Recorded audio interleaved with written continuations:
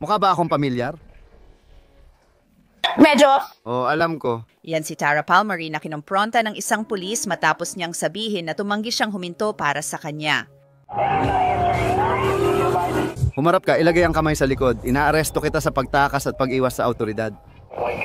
Ano? And hindi masaya ang tatay ni Tara. Kaya sinira mo lang talaga ang lahat ng nursing degree mo, lahat ginawa mo lang. Dahil ikaw si Tara, hindi matitinag. Dadalahin ko kayo sa pag-aresto kay Tara Palmery at update sa kaso niya. Ako si Anjanette Levy at ito ang Crime Fix.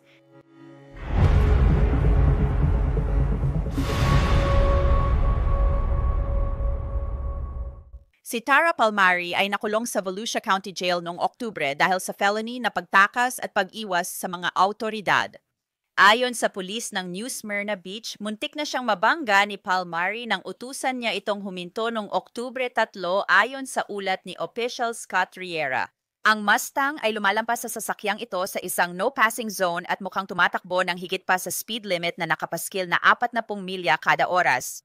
Doon ako naglakad papunta sa kalsada at sumenyas sa Mustang na huminto. Sabi ni Riera, pumasok ako sa asphalt shoulder ng westbound Pioneer Trail travel lane at sumenyas sa Mustang na huminto. Ginawa ko ito sa pamamagitan ng pagtaas ng palad ng aking kamay at itinutok ito sa paparating na Mustang. Ginawa ko ito ng tuloy-tuloy upang alertuhin ang Mustang na huminto.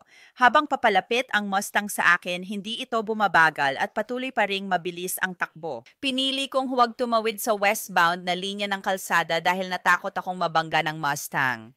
Pagkatapos, dumaan ng mabilis ang Mustang sa lugar kung saan ako sumesenyas para ito ay huminto. Pagkalampas nito sa akin, hindi ito bumagal, bagkus ay lalo pang bumilis. Pagkatapos noon, tumakbo ako papunta sa aking patrol na sasakyan at sinubukang pahintuin ang Mustang gamit ang isang may markang patrol na sasakyan.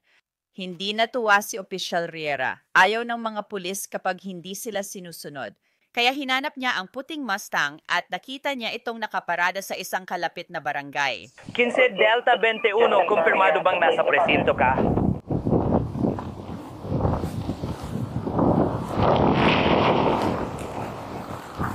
Siyam Motor 11, Central. Siya motor on set. Nasa labas ako kasama ang aking Dose F na sasakyan sa... at kopya sa 28.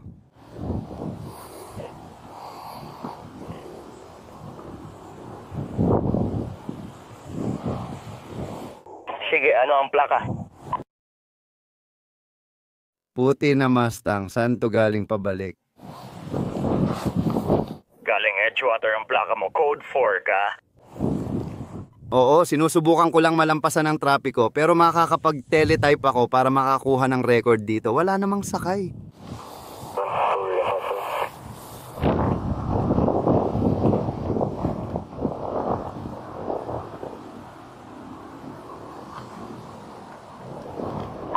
Siyam Motor, 11, Central. Siyam Motor 11. 81 sa rota para doon sa Mustang na tinawag ko. Si Riera ay may misyon. Nahanap na niya ang kotse at ngayon kailangan na lang niyang hanapin ang driver na blonde. Sinubukan kong kumpirmahin pero hindi siya sumagot.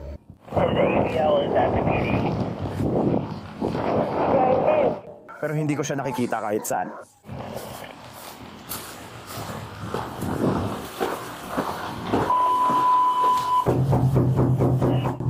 Limang Delta 31, 15 Delta 31. Kamusta dyan? Opo, sir. Alam nyo ba kung kanino ang puting Mustang na to? Sabihin mo sa kanya na lumabas siya. O kahit ano pa. Sasabihin ko sa kanya maya-maya. Ang anak kong babae. Sige, pwede mo ba siyang palabasin?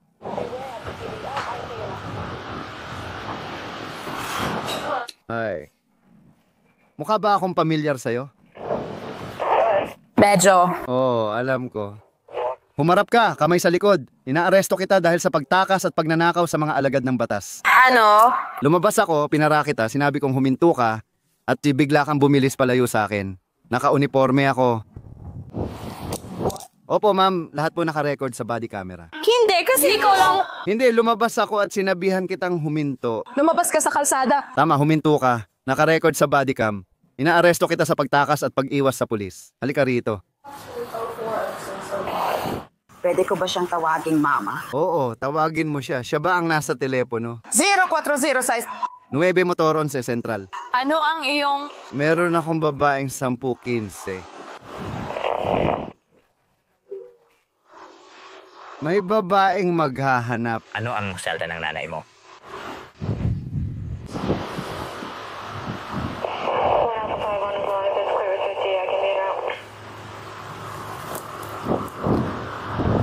Nasa 27-73 Neverland Drive ako. Ako ay opisyal ng batas. Naka-uniforme. Pinapahinto ka dahil nilampasan mo ang mga sasakyan sa double yellow. Isa lang ang nilampasan kong sasakyan. Hindi. Marami kang nilampasan. Hindi na mahalaga. Tumakas ka sa autoridad at bumilis ka ng dumaan sa harap ko. Hindi ka huminto. Wala kang ginawa. Hindi mo man lang inapakan ng preno. Hindi po, tumatakbo po ako sa tamang bilis. Hindi ka naman ganun. Pwede po ba akong kumausap ng iba? Ako lang ang nandoon. Hindi ko alam kung sino ang gusto mong kausapin. Siguro po ang inyong supervisor? Oo, papunta na siya. Walang problema kung gusto mo, pero iwas ka sa mga autoridad.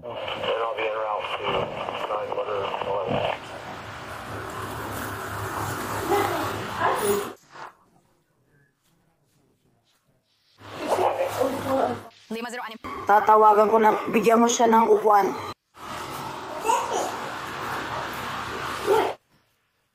Hindi siya sumasagot. Nasa trabaho ba siya? Sige, maupo ka muna para sa akin.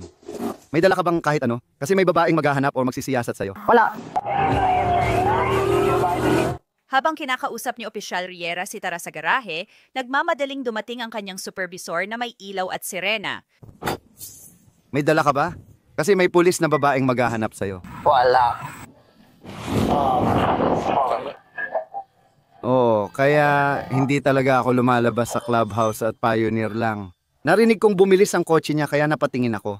Nasa gitna siya ng pag-overtake at bumabalik na ang sasakyan. Nasa kalsada ako, nakataas ang kamay, sinisigawan siyang huminto. Halatang parang pulis. Wala siyang preno o ilaw. Binilisan pa niya kaya tuloy-tuloy siyang tumakas at umiwas sa akin. Sige. Man Express 92 Central. Pwede ba tayong pumunta sa korte para dito? Oo, tiyak na pupunta ka sa korte. At sinabi mo meron kang dash camera na kuha nito? Meron ako, body camera. Sir. Mas maganda pa kasi nandun talaga ako. Sige. Anong pangalan mo? Tara, Palmari. Almari? Ito ang opinion ko sa ngayon. Hindi ko kilala si Tara Palmari. Mukhang gusto niyang magpunta sa korte dahil akala niya mananalo siya. Para alam mo rin, nung humingi kami ng footage, hindi kami binigyan ng body-worn camera footage ni Riera na pinapara si Tara sa Mustang at sinabihan siyang huminto. Balik tayo sa garahe, sinusubukan ng pamilya ni Tara tawagan ng nanay niya para piyansahan siya. At ipinaalam ni Tara kay Opisyal Riera kung ano ang nararamdaman niya tungkol sa pagkakaposes niya dahil sa buong pangyayaring ito. Nasa trabaho ba siya? O sino ang gusto mong tawagan dahil kailangan mong magpiyansa?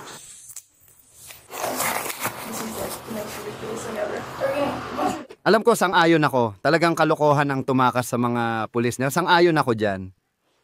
Gusto mo ba akong dalhin siya sa Salem? Pakiusap. Gusto mo ba, pinapayagan ba siya? Gusto mo ba akong tumawag?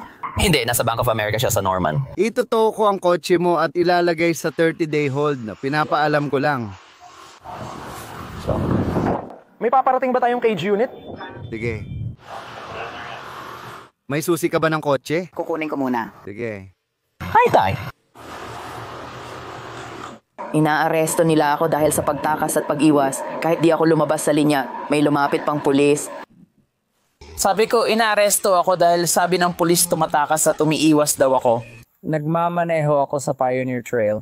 Lumabas siya at parang kalahating tumakbo sa harap ng kotse ko. Hindi talaga tinakbo ng buo ang harap nito. At tapos, ngayon, inaaresto na ako dahil doon. Nagpark ako sa bahay ni Emia kasi sabi niya tumatakas ako pero di naman siya nasa likod ko noon. Walang kaso, hindi naman kailangan na nandoon siya. Salamat. Hindi ko talaga kailangan ng ilaw at sirena na naka-activate. Ako ay isang ganap na naka-uniformeng opisyal ng batas na nagsasabi sa'yo na huminto. Nandiyan ba ang laptop mo? Oo, pero hindi ko alam ngayon. Pwede ko ba siyang makausap, Opisyal Riera? Sige, hello. Ako si Opisyal Riera mula sa pulisya. Ano? Opisyal, sino? Opisyal Riera mula sa pulisya. Sige, mabuti. Kaya, Literal, nasa gitna ako ng kalsada, nakakumpletong uniforme bilang pulis, sinasabihan ko siyang huminto. Hindi inapakan ng preno. Bigla pa siyang bumilis kaya kinailangan kong tumakbo at tumalon papasok sa kotse ko na nakaparada ng ilang daang talampakan dahil iniimbestigahan ko ang isang hit and run. Ngayon, bigla na lang, wala siyang napuntahan kaya nakita ko ang kotse at nilapitan ko siya. Kaya hindi ko na kailangang buksan ang ilaw at sirena sa likod o kung ano paman. Ako ay isang pulis na naka-uniforme ng buo. Binigyan ako ng senyas para huminto. At may saksi akong biktima rin ng hit and run na nakakita ng pangyayari. Kaya alam mo na, natutugunan nun ang mga kailangan ng batas sa pagtakas at pag-iwas. Hindi ko gustong bastos pero nandyan na tayo. Ayos? Gaano kalayo siya umabot mula nang sinubukan mong senyasan siya o pahintuin? Mahigit 1 milya. Nasa 2719 o 2793 Neverland Drive siya sa clubhouse sa Pioneer nung sinabi kong itigil niya ang sasakyan. Kaya hindi niya sinubukang huminto sa gilid ng kalsada o sa tabi ng daan. Wala siyang ginawa na ganun. Nakita ka ba niya? Nandito ako sa... Sabi niya, nakita ko siya habang naka-uniforme ako, kaya ayos na sa akin. Alam kong nakita niya ako sa gitna ng kalsada bago niya ako masagasaan, kaya ayokong masagasaan dahil lagpas 65 km/h ang takbo niya. Kumpleto na ebidensya ko para sa kasong pagtakas at pag-iwas. Pwede niyang dalhin sa korte at siguradong mapupunta ito roon. Pasok ito sa hinihingi ng batas, kaya yun ang ginagawa natin. Sige, pwede mo ba siyang ibalik sa phone? Naka-speaker ka. Pwede ba? Kasi yung dapat niya.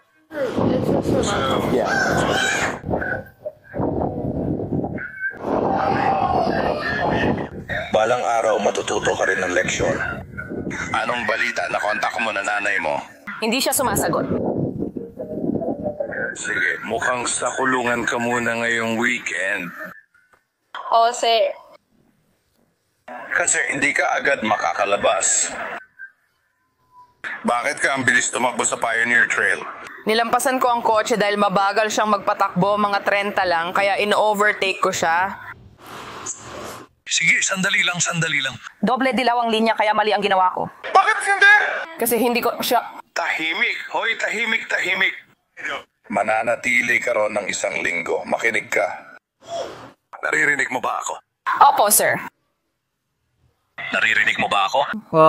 Tatay ni Tara Palmari, hindi talaga masaya. Narinig mo siyang nagsabi na baka matuto rin siya ng leksyon kaya siguro mahirap siyang pakisamahan. Ngayon, balik tayo kay tatay. Bakit hindi ka huminto nung pinapara ka niya? Bakit hindi ka tumigil?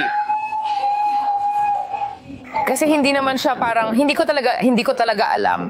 Isang tao lang ang nakita kong nakaputi at itim. Ginagawa ito. May isang kamay siyang nakaabot.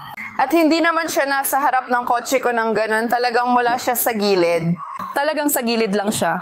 Hindi ako tumatakbo ng 60, chismis lang yon. Hindi ako tumatakbo ng 60, 30 hanggang 60 lang ako. Hindi ko magagawa yon habang tumatawid ako sa kabilang linya. Kaya nung lumapit siya para parahin ka... Hindi niya ginawa. Lumapit siya at nakita ang kotse ko at hinila ito. Nasa bodycam lahat, sir. Halos nasa kalsada na ako. Ang dahilan kung bakit hindi ako tuluyang pumasok sa kalsada ay dahil sobrang bilis niya. Ayokong mabangga niya ako dahil kitang-kita kong hindi siya bumabagal. Yun lang ang iniisip niya. Sige, Tara, masyado kang mayabang. Instructor ako sa pagsukat ng bilis, kaya... Hindi ako natatawa. Hindi ako matatawa. Krimen yan. Nakasuhan ka ng mabigat, huwag yung pagtawanan. Oo, ibig kong sabihin, ang yabang mo, hindi ka pa nga magalang, wala ka pang magandang asal. Ganito po siya simulat sa pool, sir. Alam ko, hindi ko talaga maintindihan siya. Nakakainis. Kaya hindi mo rin maintindihan ang ginawa mo. Naiintindihan ko. Naiintindihan mo? Talaga ba? Paano mo ba naiintindihan ginagawa mo? Nagmamagaling ka naman sa akin mula umpisa. Kaya naiisip ko na lang kung paano ka makipag-usap sa opisyal. Nasa bodycam lahat. Sinusubukan kong maging magalang sa kanya pero... Hindi ko maintindihan, parang... Kaya ikaw mismo ang nagpalala ng sitwasyon mo sa ginawa mo. Grabe talaga. Ngayon, mahahatak na ang kotse mo sa impound at kailangan mong magbayad para mabawi ito. Magkakaroon ng 30-day hold dyan. Magkakaroon ng 30-day hold dyan. Kaya pati mga gamit mo sa nursing magugulo na rin ngayon dahil wala kang modo. At alam mo, kailangan pa ng ganitong pangyayari para masira na ngayon. Tapos ka na ngayon dahil mula pa lang masyado ka ng mayabang. Kausap mo lang naman ng maayos yung opisyal. kailangan mo talagang maging tarantado, di ba? Ito, Kilala kita, Tara. Hindi mo pwedeng naka-body cam siya. Kaya sinira mo na lahat degree mo sa nursing, lahat.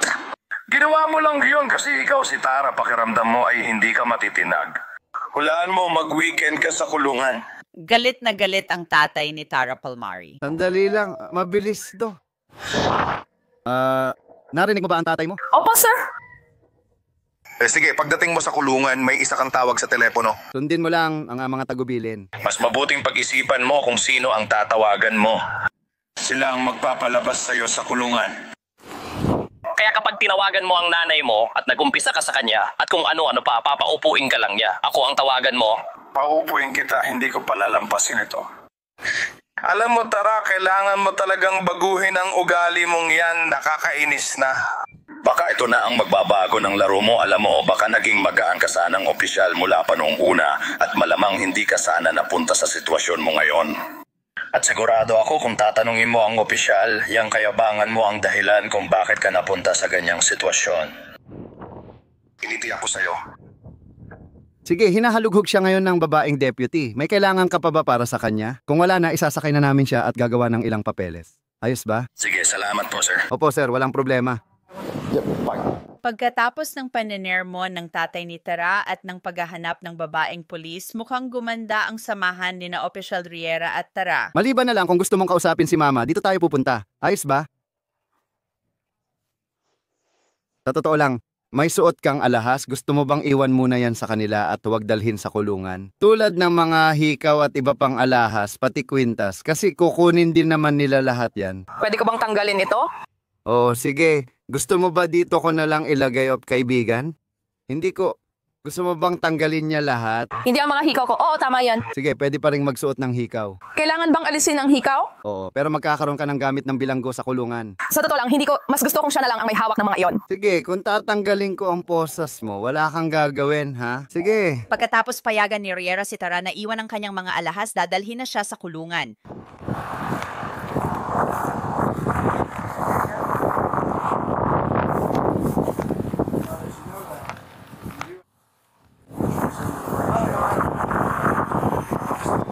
Sinasabi ko sa lahat, nakausap ko siya. Mukhang kinausap din siya ni Itay.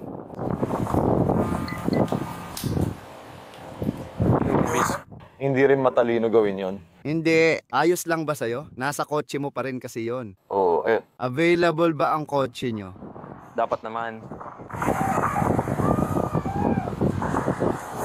Ibig kong sabihin, hindi naman siguro magtatagal yon, di ba? Diretso ka lang doon. Hindi siguro magtatagal. Kilala ko si Jenkins. Tiyak gusto niya ako pa rin maghatid sa sarili kong inaresto. Pasensya na. May meeting dapat ako ng 12. Kanino yung telepono ito? Nasa body cam lahat. 2 sa una, signal free. Kaya... O, naibalik ko na ba ito? Akin yan. Akin ito. Nakuha na niya ang telepono mo? Oo, nakuha na namin kasi gusto niyang kunin yon. Oh. Pasensya na, ganito ilagay ang kamay, magkasama sa harap.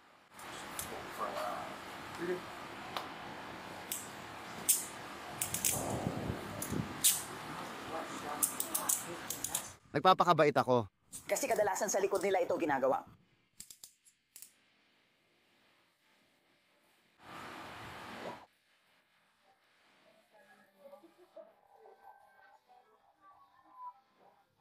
Pupunta tayo sa sasakyan niya.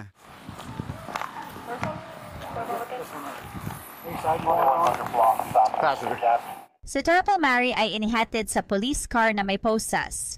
Pagkatapos, isinakay siya sa patrol car papuntang istasyon ng pulis. Mukhang hindi naman siya masyadong nag-aalala habang nakaupo at naghihintay kung ano ang susunod na mangyayari. Nagkwentuhan pa sila ni Riera ng sandali. Anong balita? Pupunta ba tayo sa Daytona o sa New Smyrna? Pupunta lang tayo ngayon sa New Smyrna Beach Police Department. Sige. Kailangan muna nating tapusin ang ulat bago ka dalhin doon at siya ang maghahatid sa'yo. Sapat ba ang aircon mo? O malamig sa labas? Anong pangalan mo? Ang pangalan ko ay Official Gat. Ikinagagalak kitang makilala. Gaano ka nakatagal bilang isang pulis? Mahigit halos 11 taon na. Gusto mo ba ito? Oo, sobrang gusto ko talaga ito.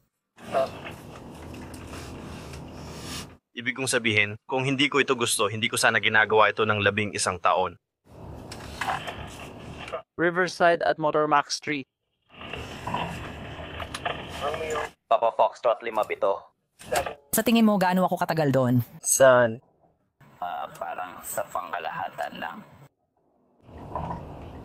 Sa himpilan ng pulis at iba pa. Depende, pero sigurado akong 3rd-degree felony yun.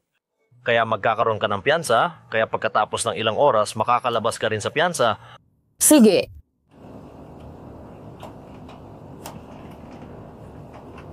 Kaya hindi naman dapat magtagal yun. Bakit siya nakaputi, ikaw nakaitim? Siya yung motor unit, siya yung humahawak sa trapiko, sa trapiko lang, kaya ang expertise niya ay sa trapiko, kaya paghuli ng mga tao, overspeeding, aksidente, yan ang ginagawa niya. Sige. At pagkatapos halimbawa dinadala mo ba ang mga tao sa kulungan o tulad ng ibang bagay gaya ng pamimili at mga ganong bagay? Yan ang ginagawa ko. Ganon ba pala? Oo, kahit saan ka pumunta, sa gabi wala kang motor unit kagaya niya. Ah, talaga? Wala kayong motor unit sa gabi, kaya kami ang tumutugon sa mga aksidente at iba pa.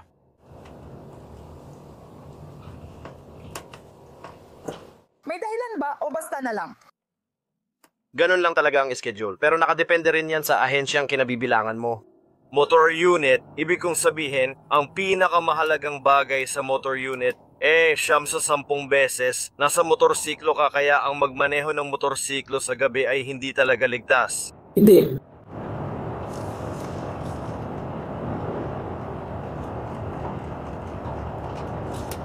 Siyam na 15 Central Copia Transportation.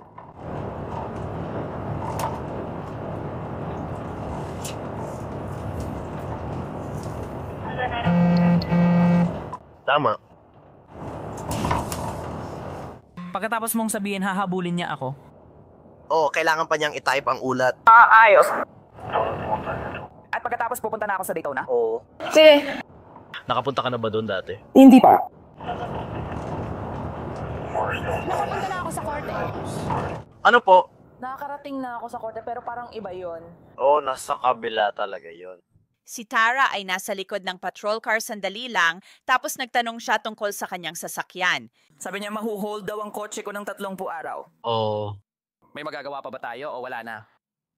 Ang tanging magagawa mo lang ay maghintay ng 30 araw bago mo ito mailabas sa bakuran. Ah, sige.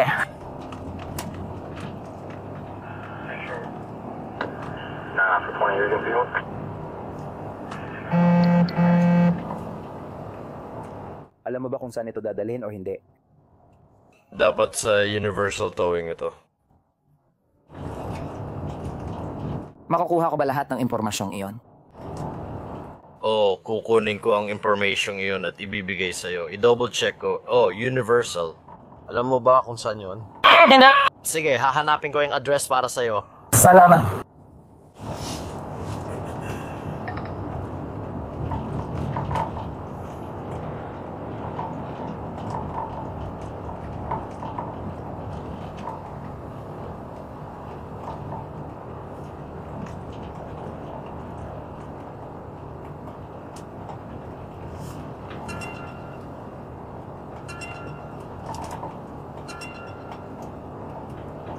Lagi ba talagang 30 araw ang paghihintay? Kadalasan depende.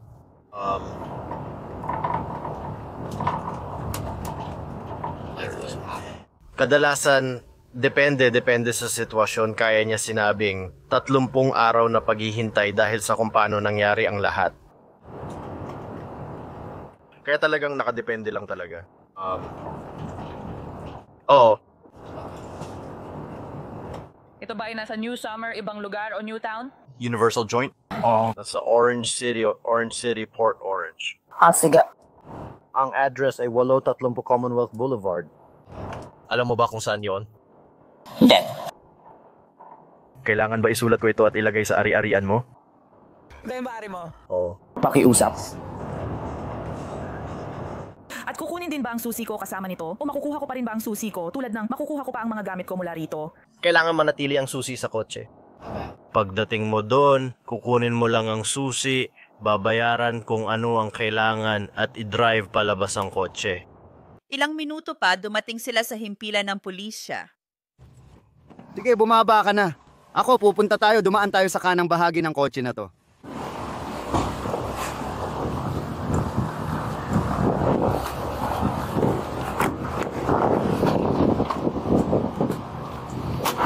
Sinasabi ko lang, tara, ihahatid kita dito kasi nawawalan ako ng signal malapit sa gusali gamit ang laptop.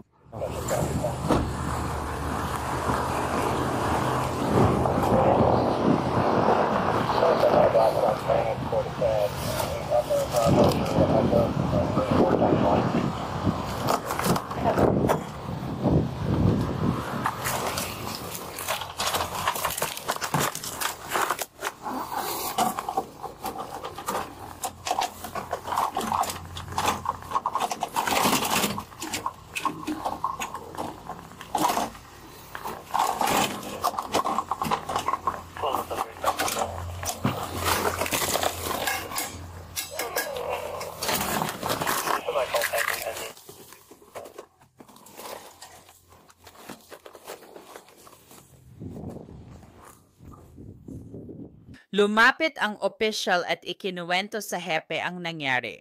Anong balita, Hepe? Tumakas siya? Oo, literal na gusto ko. 15 lang siya, mukha siyang bata. Hindi, mga 19 na siya. Nasa luma siyang Mustang Gran Turismo. Oo, iniimbestigahan ko ang Signal 3 sa clubhouse sa Pioneer. Narinig ko ang kotse na mabilis. Sabi ko, tingnan mo, nilalampasan niya ang mga sasakyan sa gitna ng double yellow line. Nasa gitna na ako ng kalsada, sinigawan ko siyang huminto pero pinaandar pa rin niya palayo. Kaya sabi ko, sige, sumakay ako sa kotse ko, sinubukan ko siyang hanapin. Wala siya kahit saan. Sige, baka pumasok na lang ako sa Coastal Woods. Nakita ko yung walang taong kotse kaya pumunta ako sa katabing bahay at tinanong kung kanino yon. Sabi nila, oo, nasa loob siya at kakadating lang. Sabi ko, pwede ko ba siyang makausap? Sabi ko, pamilyar ba ako sa'yo? Sabi niya, oo, sa likod ng kalsada. Sabi ko, tumalikod ka, ilagay ang kamay mo sa likod. So, ayun. Meron ba siyang... Literal niyang inamin ang buong bagay. Ibig kong sabihin, valid ba ang lisensya sa pagmamaneho? Lahat. Matagal ko nang kilala ang pamilya at nakapaglaro ako ng football kasama ang kuya niya. Kaya kinausap ko si tatay, no? Inamin niya lahat, no? Tinanong niya kung ano dapat gawin sa pulis. Akala niya kailangan may ilaw at sirena. Sabi ko, hindi. O, ano bang gusto mo? Kaya, hindi rin ako makapaniwala. Hindi yung normal. Hindi naman. Pakinggan mo. Pinag-uusapan ni Riera at Tara ang connection nila dahil naglaro siya ng football kasama kapatid niya. Tinatanggang kitang bigyan ng aircon.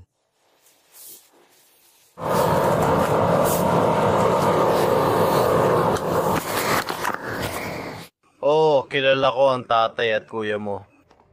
Kaya,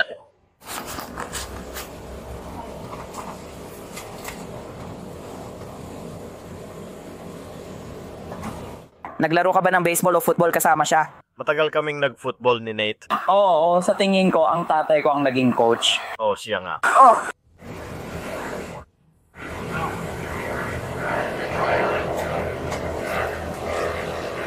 Makikita ko siya sa deck. Tatay mo si Nate. Hindi.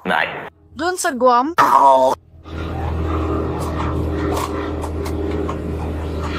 Oh, may pamilya na siya doon ngayon. Oo, pina-follow ko siya sa Facebook. Mukhang mabait. Oo, mga 1.5 taon na ang anak niyang lalaki. Alam mo, ganun nga.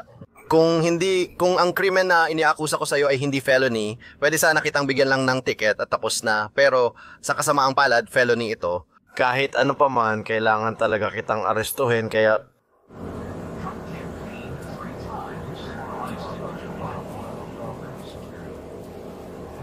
Wala kang criminal record, tama?